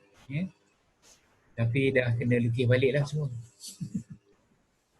Apa tadi? Daya paksi, axial force. Sebab kita banyak bincangkan pasal moment, tapi jangan lupa daya paksi. So daya paksi dia dapatkan reaction. Jadi kita nak buat tadi one typical example. Rentang sini pendek, rentang sini panjang. Sebelah sini kita ada lebih kurang 3.5 meter. Sebelah sini kita ada 5 meter, 5 meter. Loading kita dah ada tadi, maximum load lebih kurang 45 kN. Ni maksimum kilonewton per meter. Base kepada 1.35 GK plus 1.5 QK. Dan kebetulan ada pula satu point load kat sini. Jadi point load, okay, yang pada nilai dia 70 kilonewton, 70 tak silap, ke 75 yang kita assume tadi. 75 kan? 75 kilonewton. Ini pun maksimum. Okay. So ni base kepada susunan beban maksimum. Sebab kita nak dapatkan daya paksi N. We are now interested in the axial force. Maximum axial force. Okay. Nilai N yang maksimum. So untuk dapatkan nilai N maksimum pada tiang, okay, susunan beban dia is always maximum. Untuk mendapatkan daya paksi maksimum. Meaning kalau ada UDL ni berdasarkan kepada 1.35 GK dan 1.5 UK. Kalau ada point load ni pun berdasarkan kepada 1.35 GK plus 1.5 UK. Ya, yang bertindak pada secondary. Let's say lah rentang sini, jarak sini ke sini 1.5 meter. 1.5. Jarak sini ke sini 2 meter. Kita bagi challenging sikit. Yeah. Tak sama. Dia mana loading dia tak sama. Span dia kiri kanan tak sama. So, yang ni is our subframe. Okay. Subframe kita. Kita nak interested, again, saya ulang. We are now in obtaining daya paksi N. Kita nak the axial force. Okay. We want the axial force yang sini. Daya paksi ni. Nak tentukan daya paksi. Berapakah daya paksi maksimum yang ditanggung oleh tiang. From this particular floor, aras ni, satu aras saja daripada aras yang ni. So beban kita apply yang ini maksimum. Maximum loading, UDL, dan juga yang ini pun apply maksimumnya. This is also maximum point load, 1.35 GK plus 1.5. So, yang kita nak sekarang ni is yang ini. Reaction sebelah due to rasuk sebelah kanan, reaction rasuk sebelah kiri. Okay. B, reaction rasuknya 5 meter. B ataupun reaction rasuknya 3.5 meter. Kalau 3.5 sebelah kanan, kalau yang 5 meter tu sebelah kiri. Okay. So, kita buat yang senang sikit lah. B5 dia dulu. Bersamaan 45 times 5. Divided by 2. Assume sebagai simply supported. Assume rasuknya 5 meter span ni sebagai disokong mudah. Jadi beban untuk disokong mudah, kalau kita tengok rasuk yang disokong mudah, okay, simply supported beam, okay, beban UDL W kilonewton, W kilonewton per meter, L adalah rentang, maka reaction sini dan reaction sini WL over 2. Bagi 2. Separuh ke sebelah kanan, separuh ke sebelah kiri. So yang ni pun sama. 45 times L bagi 2. Okay. Jadi yang ini kita dah harap. Yang V3.5 ni pula, 3.5 ni, okay, ada dua komponen. Satu komponen UDL, satu lagi komponen point load. So UDL dulu lah. UDL yang senang. Okay. 45 times 3.5 bagi 2. Ini dapatlah reaction akibat beban UDL. Akibat point load 75 kali 1.5 bahagi 3.5. Ini beban point load pada rentang sebelah kanan adalah beban P darabkan, contohlah kalau saya ada loading sini P, okay, P, rentang sini A, rentang sini B, okay, ke kiri A, ke kiri B, L ni total span, maka reaction sini adalah P A over L. Direction sebelah sini P B over L. So saya apply yang ni di sinilah. P A over L. Okay. Jadi jumlah semua sekali berapa dapat?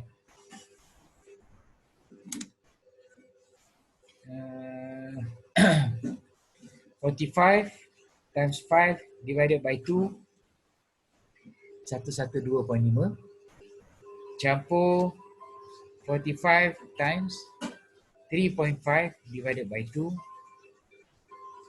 191.25 campur point load 75 times 1.5 bahagi 3.5 223 total semua sekali ni, okay. Total of all the vertical daya ni V1 dengan V3 V3.5 dengan V5 ni jumlah dia 22 roughly lah lebih kurang 225 kilonewton approximately dia 223 223.4 saya katalah around 225. Okay. Nah ini daripada dua beam. Remember kolom ni kolom ni always ada 4 beam. Contohlah central column. Okay. Yang kita tengok tadi dalam satu arah saja. Okay. Jadi rasuk yang ini sebelah sini, sebelah sini, sebelah sini. Okay. So yang kita tengok tadi, katalah saya buat tadi, yang ini yang rentang 3.5, sini rentang 5 meter. Yang ini pula mungkin rentang 6.5, katalah rentang lain-lain semua. 4.5. Rentang 6.5 dengan 4.5 belum buat lagi. Yang kita buat tadi, yang ini. Base kepada keadaan yang ini. Daripada dua rasuk ni dah ada 225. N dia 225 kilonewton. From these two beam. Rasuk 3.5 dengan rasuk 5. Next ialah tentukan pula reaction yang datangnya daripada rasuk yang ni. Dua rasuk ni pula. 6.5 dengan 4.5. Berapa pula nilai N dia sini? Berapa pula nilai N sini? Jadi akhirnya ialah barulah kita jumlahkan dua-dua ni, buat summation, maka dapatlah daya paksi N akibat all the four beams, akibat keempat-empat rasuk. Untuk susunan yang ini pun jangan lupa yang 6.5 dengan 4.5, just kita buat itulah 6.5 dengan 4.5. Susunan beban ni pun maksimum untuk nak dapatkan daya paksi N. Tadi kita dah buat 3.5 dengan 5 meter ni. Untuk dapatkan daya paksi 225 ni, susunan beban ni maksimum. So nak dapatkan daya yang ini, akibat rasuk 6.5 dengan 4.5 pun, apply the same principle. Loading maksimum. Dua-dua maksimum.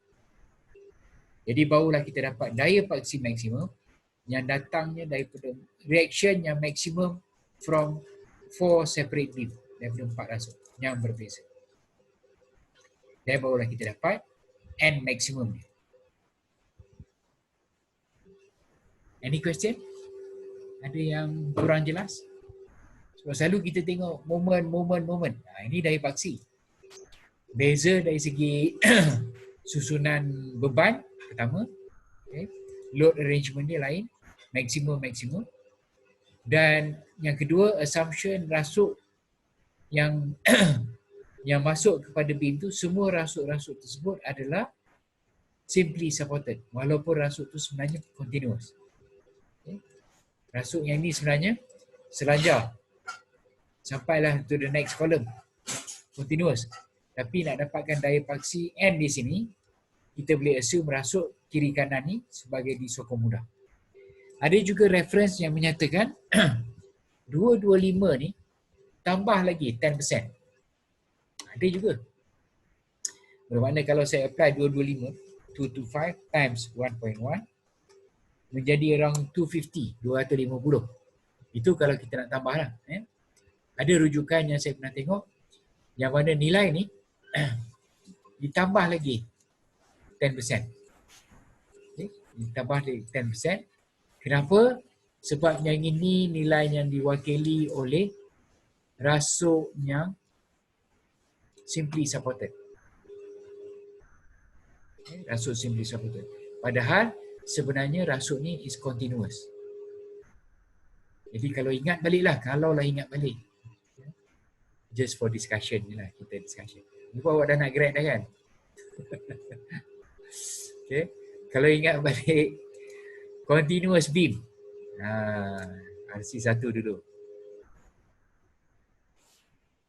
Okay. Rasuk selanjar. Saya ada support.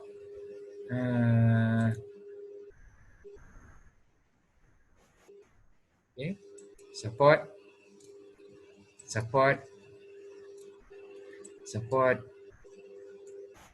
dan sebagainya lah. Ini ada support lagi kat sini. Support.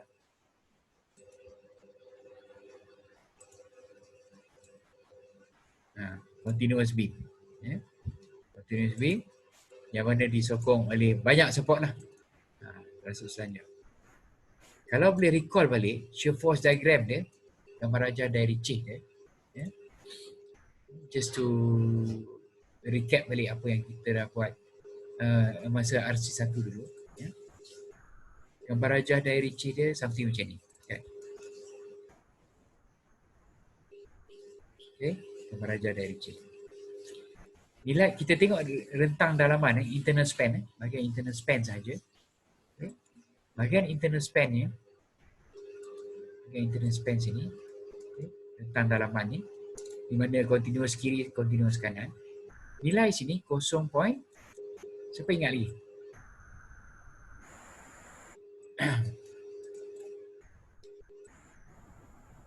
.55.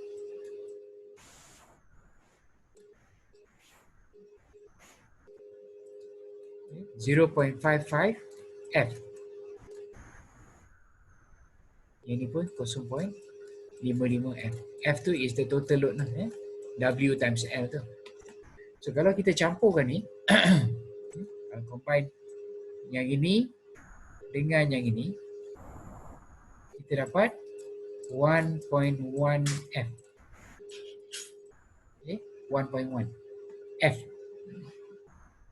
Nilai yang kita dapat sini is based on 1.0 F sahaja.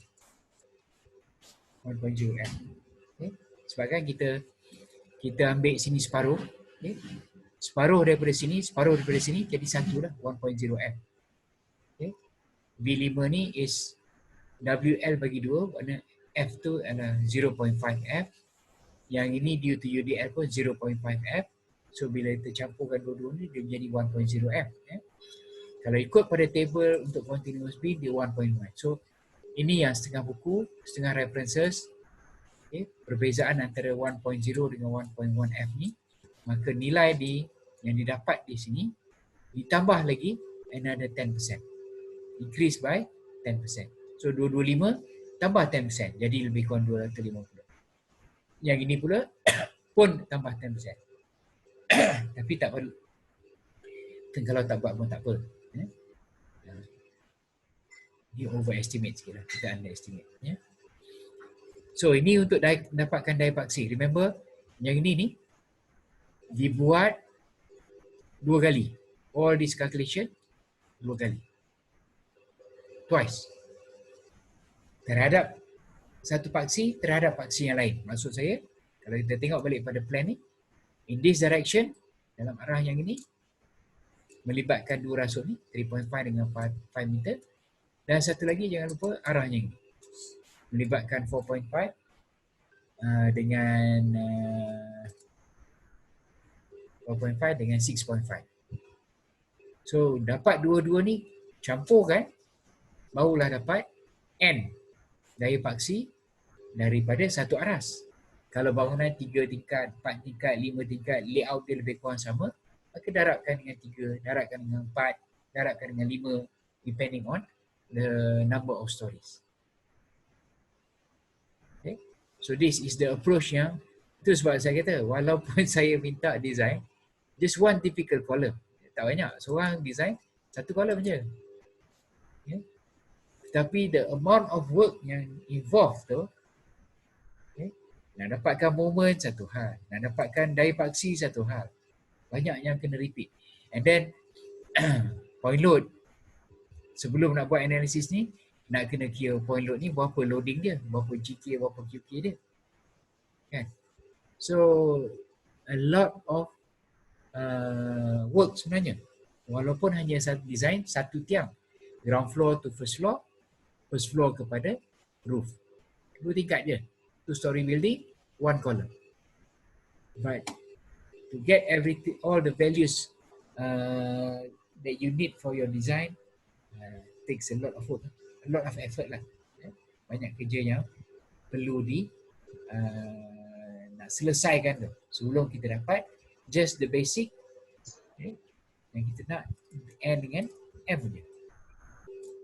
End dengan M untuk column design, untuk column. And remember, Total. yeah. From footing to ground floor, the reinforcement need to do. Okay, from footing to ground floor, okay. Yang ni tak ada. Yang rajah yang kita buat sebelum ni ada kan? Okay. Let's have a look. Kalau kita ada footing to ground floor, kita ada what is termed as column stump. Okay. From footing to ground floor, kedudukan dia ialah apa yang kita istilahkan sebagai column stump, okay, roof, and then kita ada footing to ground floor, and finally kita ada foundation sini. Okay, this is our foundation sini. Okay, so untuk area yang ini sekarang ni bermakna macam kita buat tadi, bending moment kita dah dapat semua, okay, dengan assumption dan sebagainya. Kita dah obtain our bending moment untuk column, okay. Semua dah dapat dah ni, all the values yang important values semua dah dapat.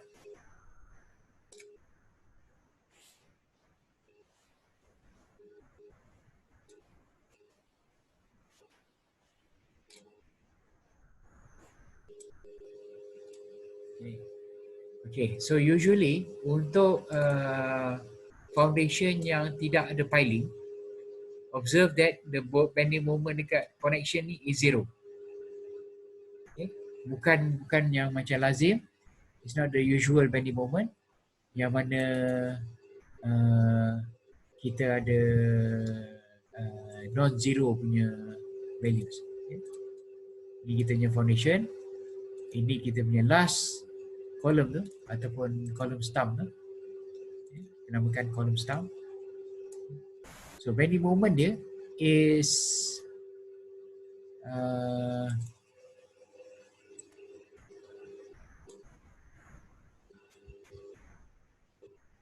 yang ini.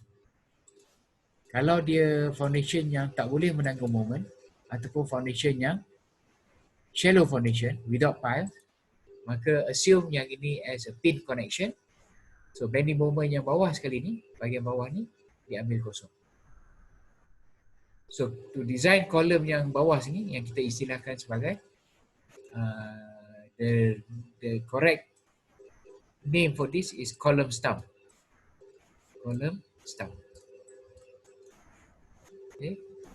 So column stump ni will have daya paksi paling besar lah. Daya paksi paling besar yang akan transfer kepada foundation. Okay.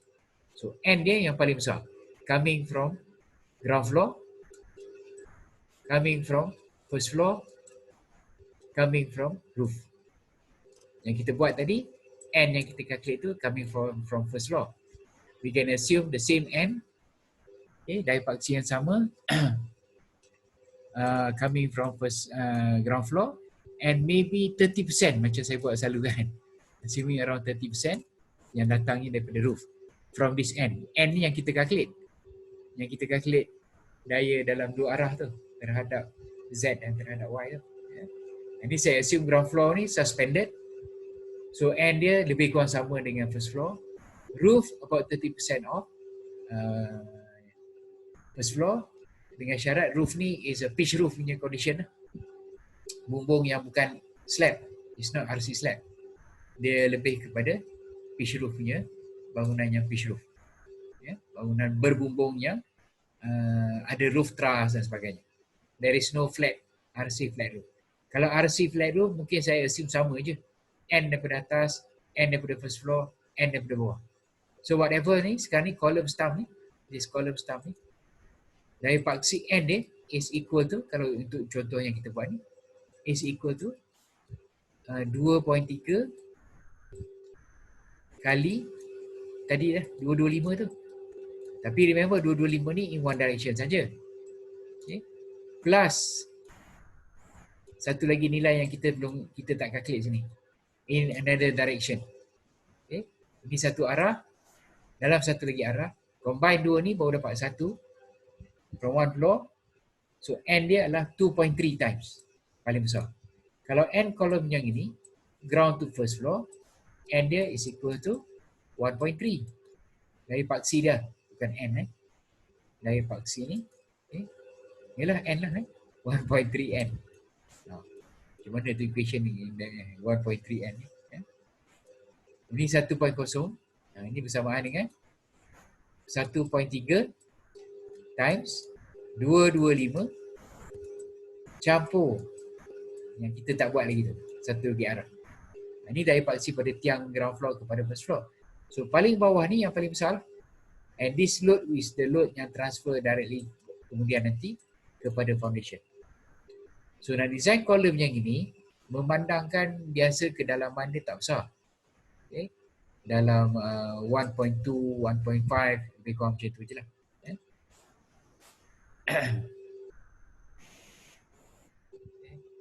So yang ini the depth ni is usually about 1.2 ataupun 1.5 meter lah. Okay. Kedalaman dia tak besar. Okay. 1.2, 1.5. Katalah ambil dalam 1.2 meter. Okay. So daripada situ kita dah boleh, kalau nak design lah, nak design column bawah ni, dah boleh lah. Daya paksi dah ada, moment zero. Okay, moment tak ada. Based on daya paksi saja, dah cukup lah. Dapatlah kita, usually apa yang, yalah, dapatlah kita punya reinforcement. Okay. Kalau nak design dengan ada moment pun boleh juga. Okay. Kalau kita nak design, kata saya nak design ni. Design menggunakan bending moment. Okay. So yang ini saya dapat bending moment pada ground floor. Half of the bending moment macam kita buat tadi. Ini lebih kurang berapa tadi? Katalah around 35. Maka yang ini will be 17 lah. 18. 17.5 ataupun 18 km meter. So gunakan moment yang ini sebagai M. Daya paksi kita dapat daripada sini. Maka bolehlah design column stump. Tapi kalau tak nak design pun tak apa. Sebab yang penting nak design yang column ni. Ground floor kepada first kepada roof. Dan beri detailing dia sekali. Kemudian design column, design foundation. M dengan daya paksi sahaja. Based on axial force sahaja. Okay. Link ke share. Link ke share. Okay, thank you, Doctor. Okay. Ada lagi? Anybody with any other questions?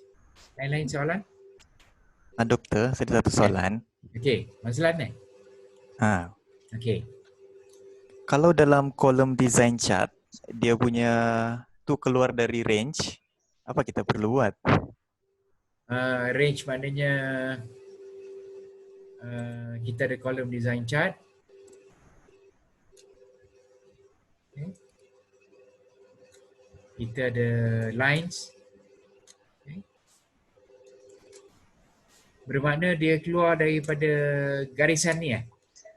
Betul. titik yang kita dapat intersection. Katalah kita awal intersection. Okay. Yang ini dengan yang ini. Sama di Macam sini. tu. Sama di sini kan. Bermakna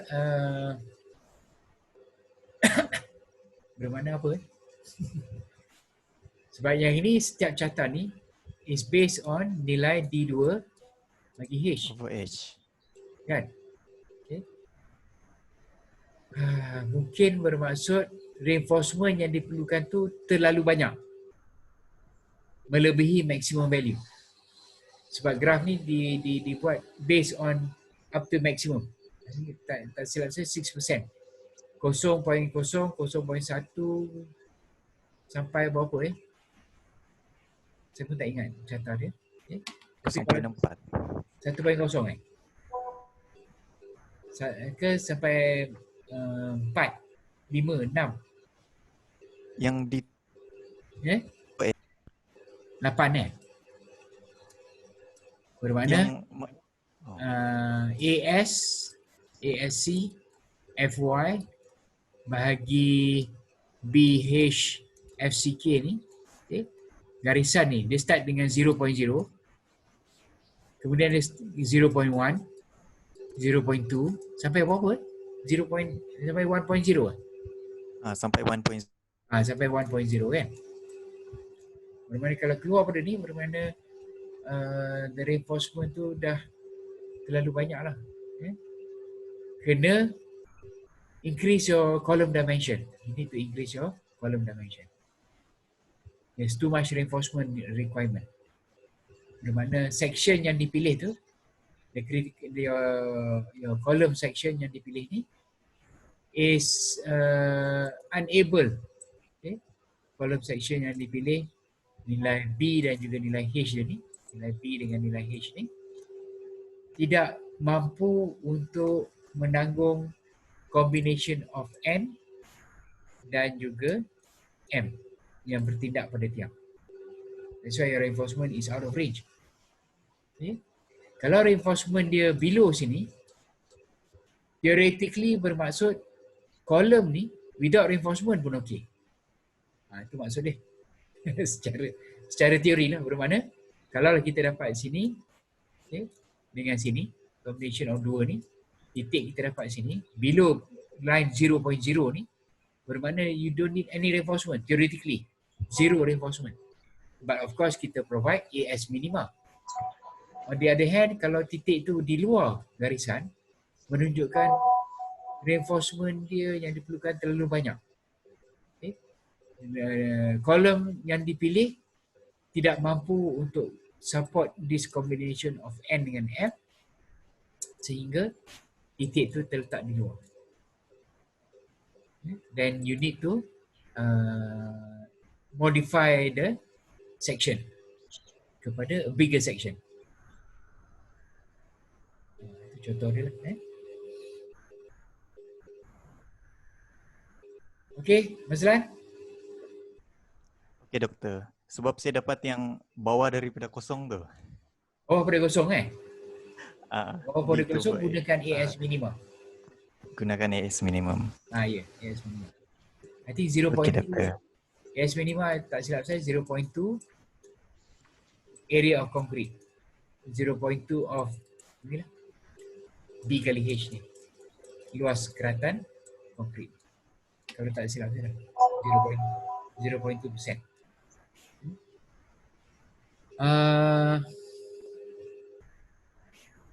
Anybody else? Ada soalan berkaitan dengan banyak kita discuss on project ni, ya? Sebab walaupun satu kolom tapi dia punya dia punya amount of work tu, ya, banyak, ya. Nak dapatkan daya paksi. Tadi yang awal-awal kita bincang nak dapatkan moment pun dah. Okay. Moment Z, moment Y terhadap dua paksi. Ground floor kepada first floor kepada roof, dan involve 3 different subframe. Itu untuk moment. Daya paksi pula. Susunan beban dia lain dengan moment. Okay. So all this kalau kita combine everything memang banyak kerja. banyak dia punya analysis dia tu banyak. Heavy on analysis. Recommend tu is quite straightforward. Kemudian satu lagi. How do you assume building tu sebagai brace ataupun unbrace?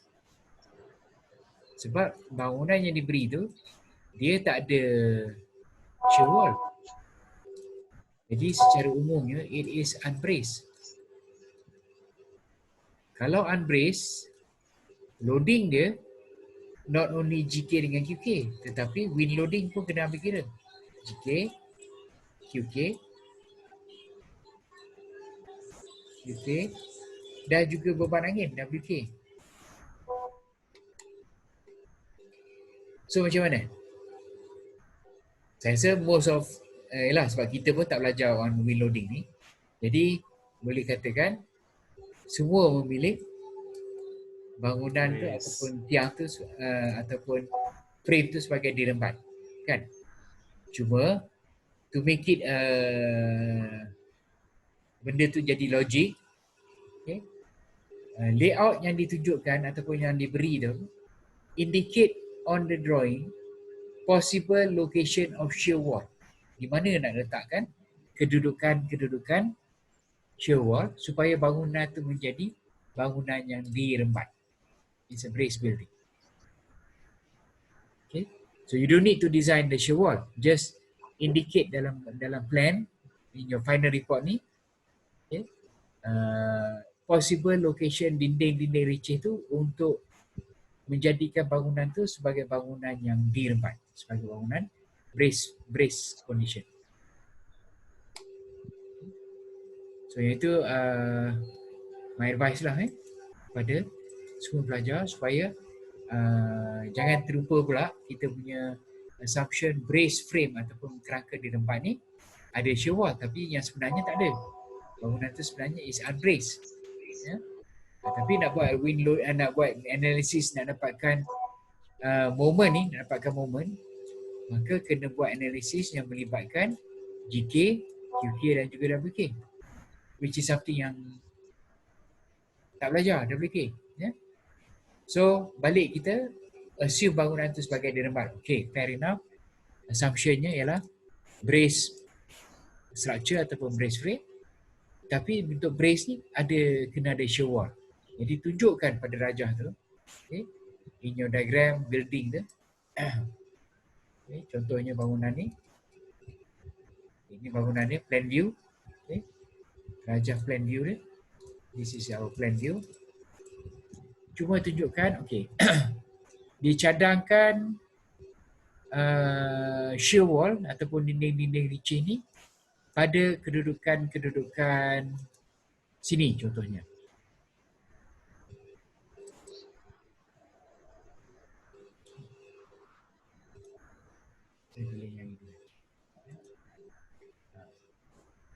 Shear wall di sini, 1. Okay. Kemudian shear wall di sini, 2. Shear wall di sini, 3. Jadi indicate dalam drawing tu, in your drawing, okay,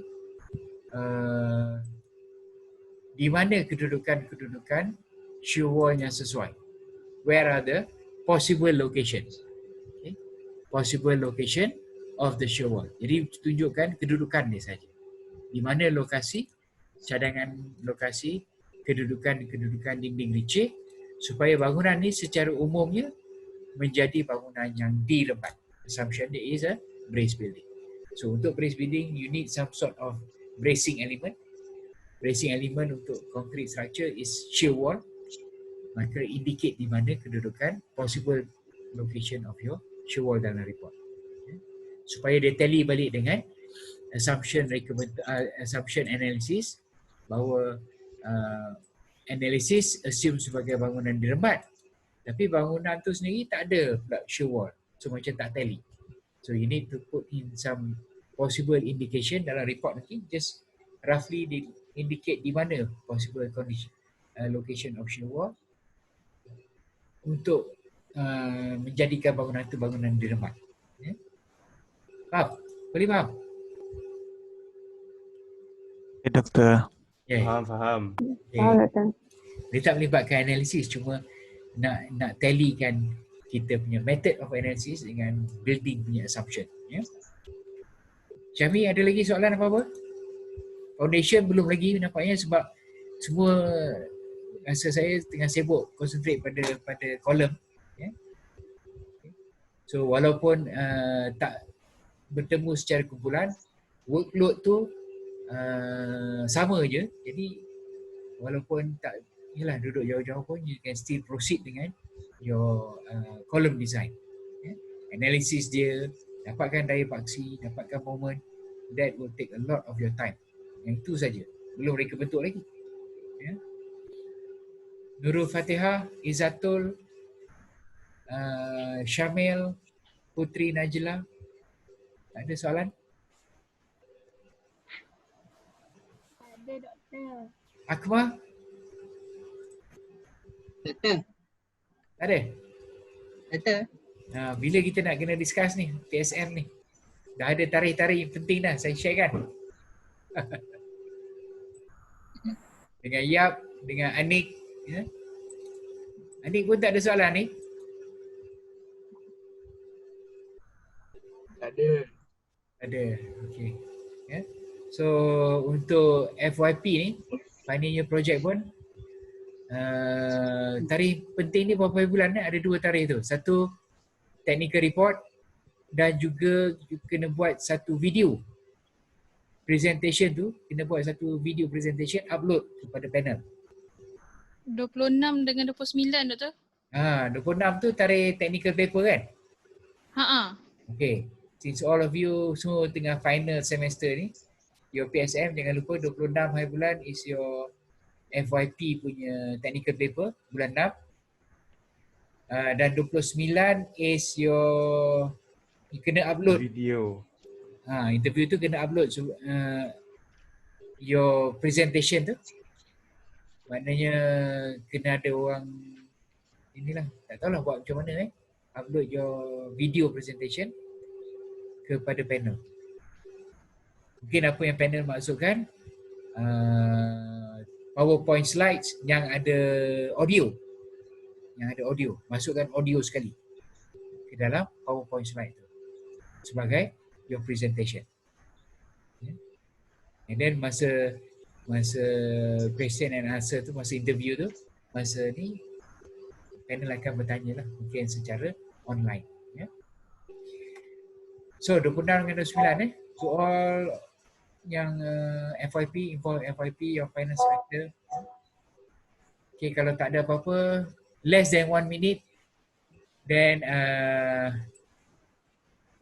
saya akan tamatkan. Besok kita start 2.30. We will proceed with foundation design contoh kedua. Okay. Assalamualaikum dan selamat puasa.